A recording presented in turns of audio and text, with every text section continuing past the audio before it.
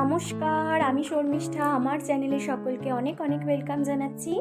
আজকে আপনাদের সাথে পনিরের একটা খুব সুন্দর রেসিপি শেয়ার করছি, তা হলো বাহারি পনির। পুরো ভিডিওটা দেখতে থাকুন, আশা করি আপনাদের ভালো লাগবে।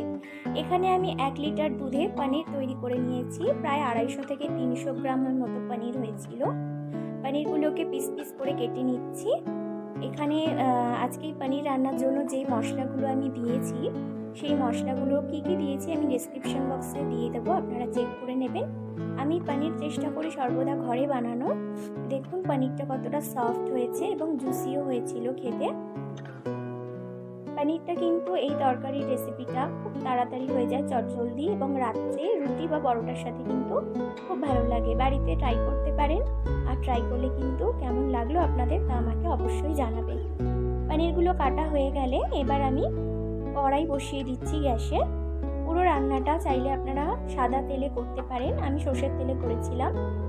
এবার তেল গরম হয়ে গেলে এর মধ্যে কিন্তু গোটা জিরে আমি ফোড়ন দিয়ে নিচ্ছি।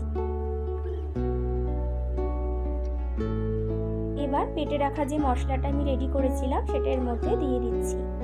মশলাটা দিয়ে ভালো করে কষিয়ে নেব। গ্যাসটা কিন্তু সিম আঁচেই থাকবে। এর মধ্যে দিয়ে দিচ্ছি গুঁড়ো মশলা, ধনে গুঁড়ো এবং জিরে গুঁড়ো। ভালো করে মশলা থেকে তেল ছেড়ে গেলে আমি এর মধ্যে পরিমাণ মতো নুন এবং চিনি অ্যাড করছি।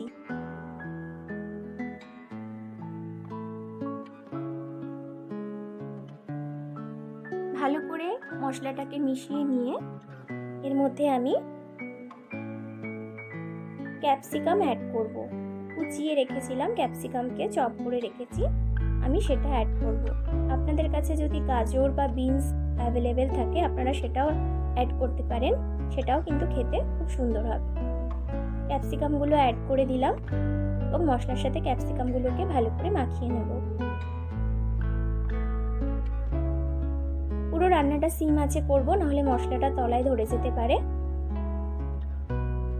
এবার যে পনিরটা রেডি করেছিলাম সেটাকে হাতে স্ম্যাশ করে নিয়ে এই মশলার মধ্যে দিয়ে দিচ্ছি।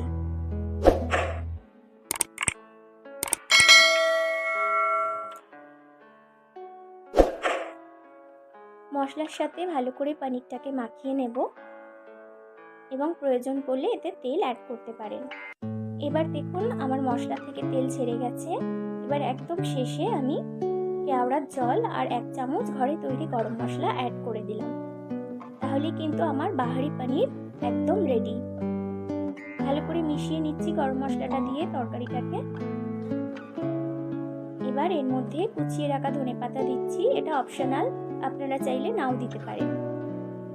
দেখুন বাহারি পনির রেডি হয়েছে এবং খেতে কিন্তু খুব সুন্দর হয়েছিল।